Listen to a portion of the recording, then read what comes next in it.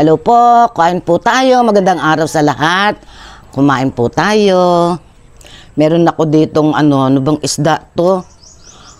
Ano yata, malakapas. Leftover namin to. Ininit ko na lang.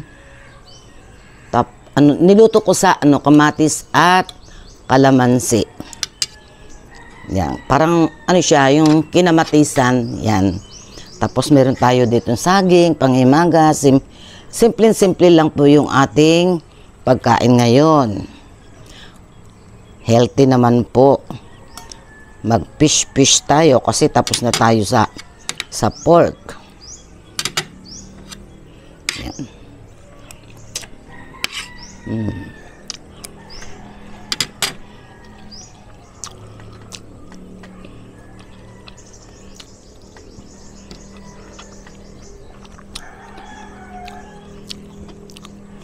Maanghang yung sili.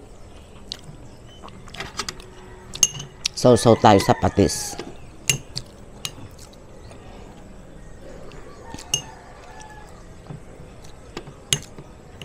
Yan, para umano yung patis. Ay, yung sili. Kumagat. Yan.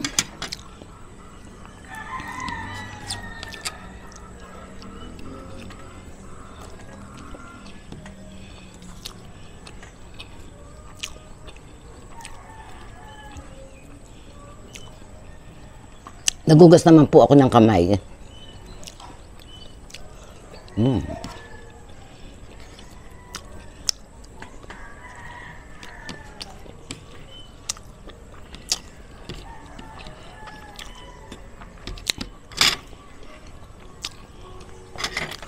Kahapon, naki-birthday kami ng pinsan ko. Ang daming tao dun sa hipag ko, birthday ng hipag ko. Kahapon yun. Ayan. Belated happy birthday, Janet. MBTC. Stay healthy.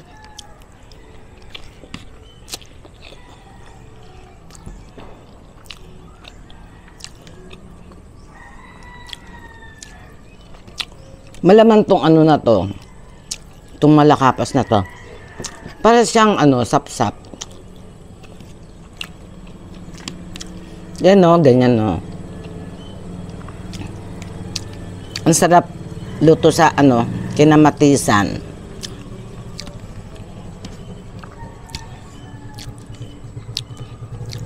Yung yung sap-sap na malapad. Para siyang sap-sap.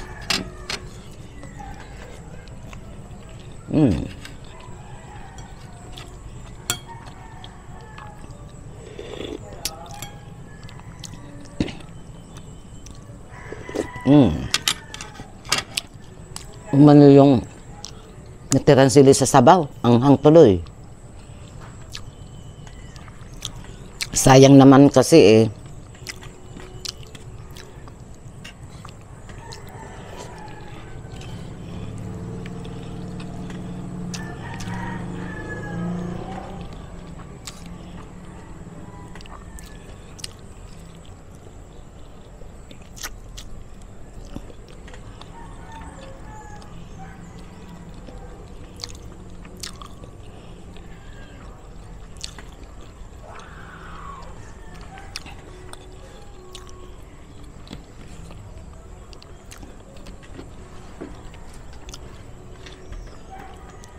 sayang kasi kung di ko siya pangalawang ulam ko pa lang naman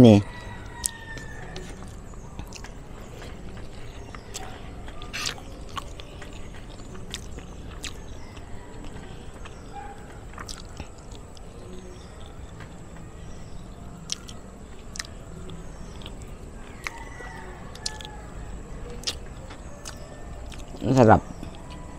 Malaman siya.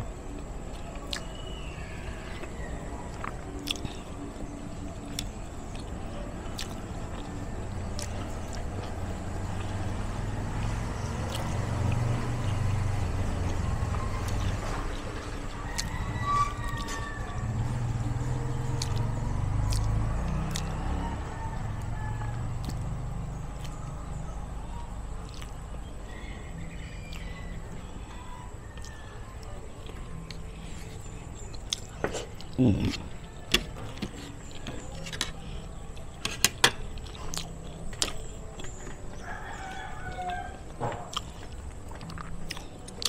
na laman. Masarap din po itong ipaksiw. Paksiw, lagyan ng talong or ampalaya.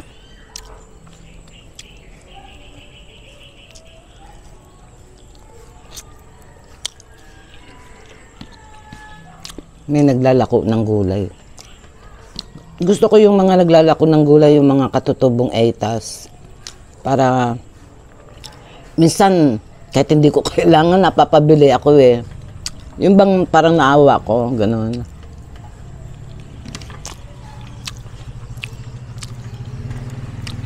Karamihan sa katutubong etas dito sa amin,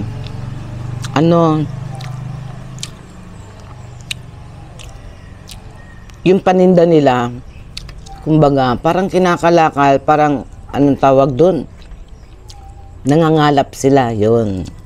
Punta sila sa bundok, maghanap ng maibebenta, pako, puso ng saging, yung mga ganyan po ba. Mga ligaw na ampalaya, yan. Yung iba naman, kumbaga, umaangkat doon sa may mga tanim. Siyempre, malit lang po yung kikitain mo ngayon.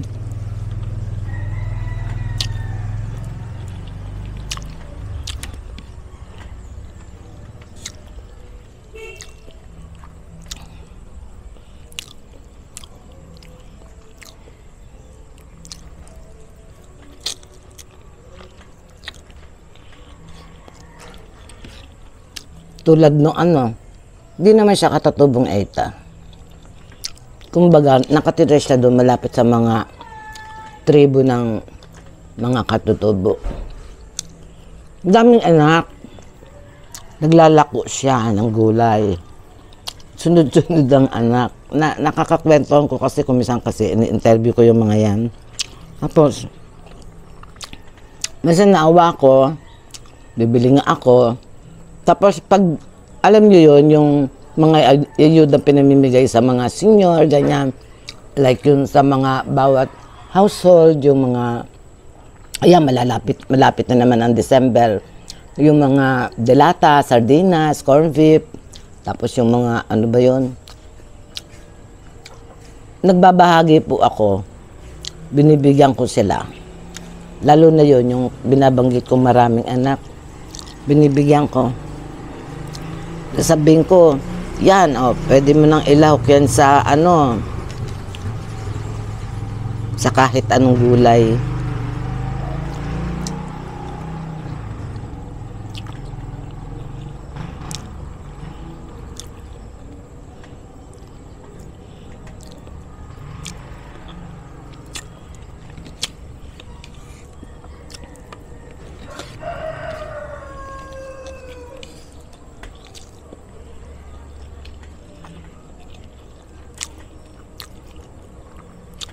Sabi ko nga, sa isip ko, kung malaki lang revenue ko, mamamahagi ako sa kanila eh. Kahit noodles lang. Noodles kasi, masama yan eh, pag yung palagi. Pero, may paraan dyan para hindi maging masama. Alam nyo yun, yung ako, ang noodles, halimbawa, yung beef noodles. Nilalagyan ko po yan ng talbos ng kamote. Yun. Yung, kung gusto nyo kumain ng noodles, gusto nyo ng may sabaw na gulay, ganun po ang ginagawa ko. Beef noodles, ang sarap lagyan ng talbos ng kamote.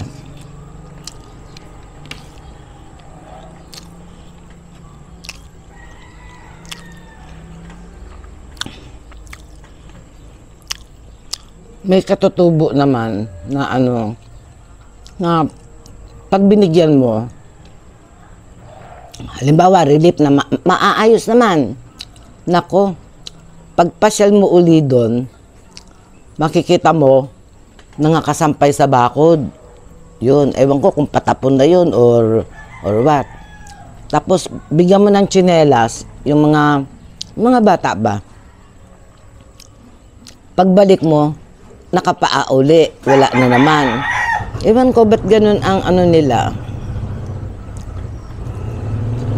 Mas gusto nila nakapaa.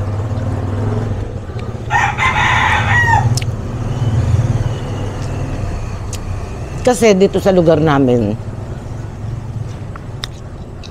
pag nagwo-walking ako, nung medyo bata-bata pa ako ng konti, nakakaabot ako doon sa lugar ng mga katutubo.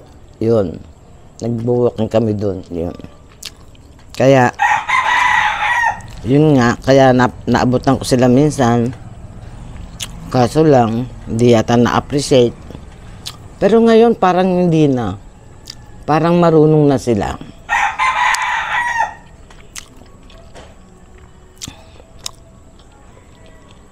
Natulungan naman na sila ng gobyerno namin dito.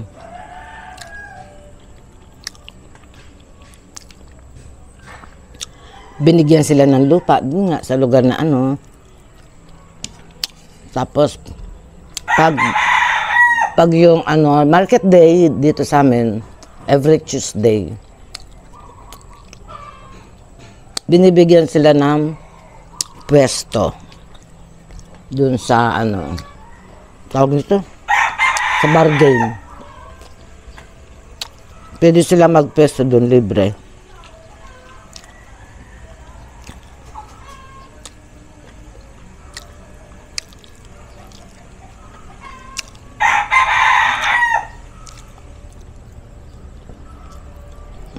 Sarap. Malaman. 3 lang yung nakain ko. May natira pa, oh.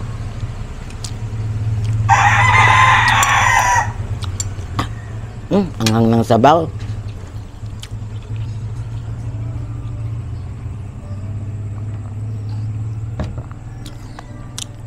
Baka pag ano,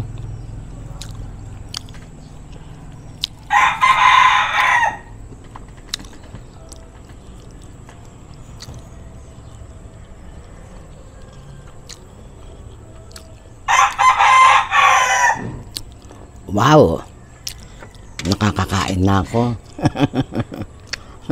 Marami-rami na rin. Dati nung time na hindi ako makakain, saging lang.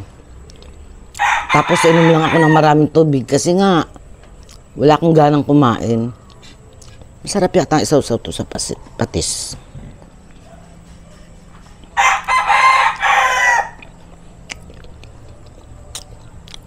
Oo nga, no. Anghang naman. Dinurog ko nga pala yun. Dinurog ko nga pala yung sili doon. Anak ng teteng. Ano ba yan?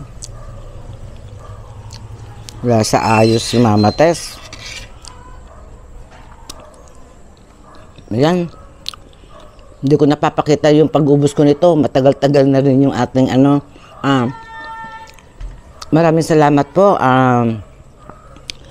Salamat po sa mga subscribers, sa mga viewers. Lalo na po yung hindi nag-i-skip ng ads. Matyagan yung panonood sa channel ko. Yan. Pakisuportahan naman po natin talaga yung ating channel. Yan. Tapos, maraming salamat po. Ulitin ko po. God bless po. Bye-bye.